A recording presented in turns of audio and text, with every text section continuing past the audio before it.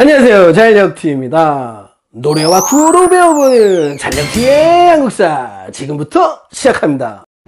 삼국이 중국과는 조공 책봉, 고구려는 남북조와 조공 책봉, 백제는 남조하고 조공 책봉, 삼국이 서역과도 교류했네. 우리나라는 삼국시대부터 조선시대까지 중국과 조공 책봉 관계를 맺었는데요. 조공은 중국 황제에게 예물을 보내는 것이고, 책봉은 중국 황제가 조공을 바친 나라의 왕에게 지배권을 인정해주는 것입니다. 그러나 이러한 조공 책봉 관계는 형식적인 의뢰에 불과하였고, 우리는 이를 통해서 중국의 선진 문물을 수용하는 창구로서 사용하였습니다. 고구려는 남북조와 조공 책봉 관계를 맺는 등 유연하게 대처하였고, 백제는 주로 남조와 조공 책봉 관계를 맺고 교류하였습니다. 그리고 삼국은 당시 현재의 중앙아시아 지역인 서역과도 교류를 하였습니다. 통신이 당나라의 신라 방관, 통신이 울산왕의 아라비야, 통신의 청해진의 장보고따, 발해는 오두개설 발해 관관. 통일신라와 발해는 당나라와 조공 책봉 관계를 맺고 교류하였는데요. 당시 당나라의 산둥반도에는 신라인 집단 거주지인 신라 방이 설치되어 있었고, 신라인의 숙소인 신라관도 있었다고 합니다. 신라방관, 신라방, 신라관. 그리고 당시 신라의 국제무역항이었던 울산항에는 현재의 서남아시아 사람인 아라비아 상인까지도 왕래하였다고 합니다. 그리고 9세기 전반 통일신라의 장보고는 완도에 청해진이라는 군사기지를 설치하여서 당과 일본 사이에서 해상무역을 통해 큰 부를 쌓았고요. 이를 바탕으로 왕위계승 분쟁에 가담하였다가 살해를 당하였습니다. 그리고 발해는 오도라는 5개의 길을 통해서 당시 신라, 일본, 거란, 당나라와 교류하였고요. 당시 당나라 산둥반도에 발해인의 숙소였던 발해관도 설치되었다고 합니다. 고려는 당시 거란, 여진, 송나라와 조공 책봉 관계를 맺고 있었고요. 고구려는 병난도의 아라비아, 그리고 고려의 예성강 하구인 국제무역항 병난도에는 아라비아 상인도 왕래하였다고 합니다. 원간석기 농상지변 모카씨를, 원간석기 채무선이 화통도감. 그리고 이후에 고려는 몽골이 세운 원나라의 간섭을 받은 원간석기에 들어가는데요. 이때 고려는 원나라로부터 농상지묘라는 농사짓는 방법이 적힌 농업서적을 가지고 왔고요. 그리고 모카씨를 들여왔습니다. 그리고 마찬가지로 원간석기 말에 채무선이 원나라 사람에게 화약 제조 기술을 배운 후에 화통도감 설치를 건의하였고, 이후 화통도감에서는 화약과 화기를 만들어서 왜구를 격퇴하는 데 큰 역할을 하였다고 합니다. 조선시대 4대 교린, 4대 교린. 조선은 4대 교린의 외교관계를 맺었는데, 4대는 중국성교 조공 책봉, 4대는 작은 나라가 큰 나라를 섬기는 조공 책봉 관계를 의미하고, 교리는 일본 여진 강경해유, 교리는 일본 여진 등 주변 나라와 채찍을 때리는 강경책과 당근을 주는 회유책을 번갈아 사용하면서 대등하게 친구관계를 맺는 것이었습니다. 일본에게 강경책을 쓰신 말을,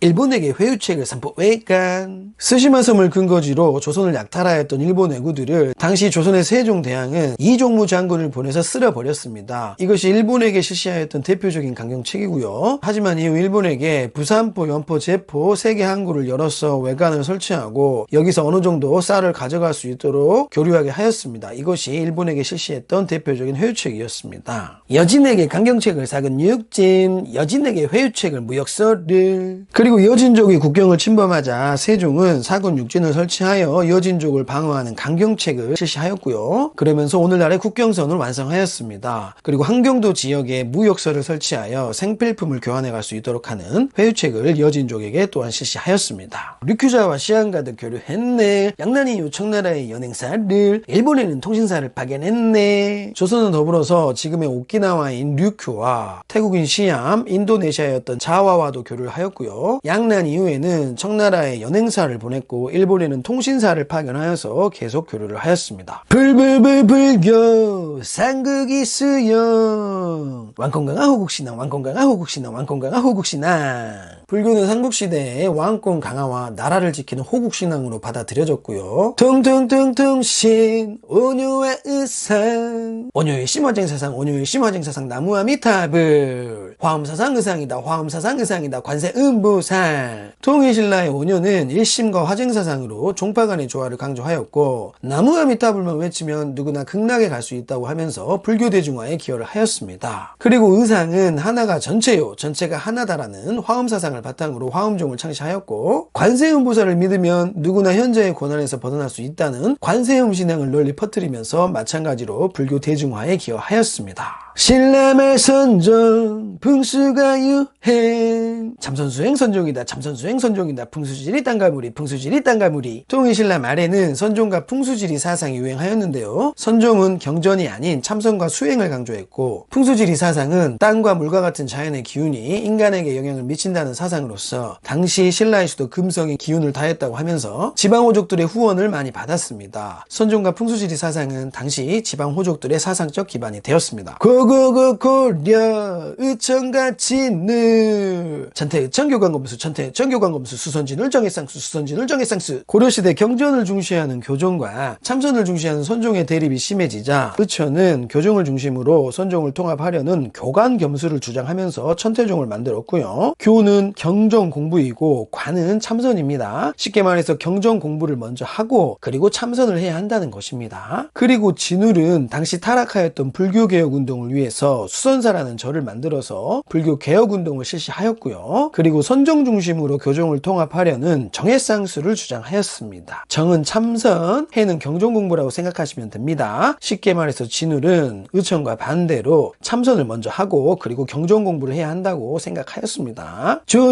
조선 불교가 셋해. 임진왜란 승명하량 임진왜란 승명하량 사명대사 국교제계 사명대사 국교제계. 조선은 유교 성리학의 나라로서 불교가 쇠퇴하였습니다. 하지만 임진왜란 때 승려들이 병사로 활약을 하였고요, 특히 승려였던 사명대사는 임진왜란 후에 일본에 건너가서 우리나라 포로를 데려오는 등 국교재개에 매우 큰 역할을 하였습니다. 그래서 이후 조선은 일본에 통신사를 보내게 된 것입니다. 소수, 리망, 대학, 세워, 신문왕이, 국각, 세워, 발해에는 주자, 감히, 고려, 성종, 국자, 가물, 지방에는 향교, 설립, 구제, 학당, 사학, 시비. 태학, 국학, 주자감, 국자감은 나라에서 수도에 만든 국립교육기관으로서 유교를 가르쳤습니다. 향교는 지방에 세운 국립교육기관으로서 마찬가지로 유교를 가르쳤습니다. 최충이 만들었던 구제학당을 포함하여서 당시 고려에는 12개의 사립교육기관이 번성하였는데요, 이것이 바로 사학 12도입니다. 여기서 과거시험 준비를 위한 유교를 가르쳤습니다. 조선에는 성균관이, 지방에는 향교, 설립, 사림들이 서원에서 성리학을 공부하네. 이기론도 발달하네. 이왕 등장 노독 중시, 이이 등장 현실 중시, 양난 이후 실학 등장 농업 중심 개혁하자. 정약용이 여전제를 상공업을 일으키자. 박제가가 소비 주장. 조선은 국가에서 중앙에 성균관을, 지방에는 향교라는 국립교육기관을 만들어서 유교를 가르쳤습니다. 이후 사림들이 성장하면서 지방에는 서원이라는 사립교육기관이 만들어졌고, 여기서 사림들이 성리학을 공부하였고 이후 이기론도 발달하였습니다. 그러면서 도덕, 이를 중시하는 이황과 현실인 기회 문제를 먼저 해결하려고 했던 이 등 조선시대 최고의 성리학자들이 배출이 됩니다. 그리고 이황의 사상은 이후에 일본 성리학의 발전에 큰 영향을 미쳤습니다. 그런데 양난 이후에 형식화된 성리학을 비판하면서 현실의 사회 문제를 해결하고 실제 생활에 도움을 줄 수 있는 학문을 하자는 실학이 등장하였습니다. 실학자들은 크게 농업 중심으로 사회를 개혁하려는 중농학파와 상공업을 일으켜서 백성들의 빈곤을 해결하려는 중상학파로 나누어졌습니다. 그 중에서 농업 중심으로 개혁을 시도하였던 대표적인 학자가 정약용이 있는데요, 정약용은 여전제라는 공동 토지 소유 제도를 주장하면서 공동으로 소유하였던 토지에서 일한 만큼 곡식을 받아가야 된다고 말을 하였습니다. 그리고 상공업을 일으킬 것을 주장한 대표적인 학자로서 박제가는 소비를 통해서 상공업을 일으키고자 하였습니다. 토지제도 알아볼까요?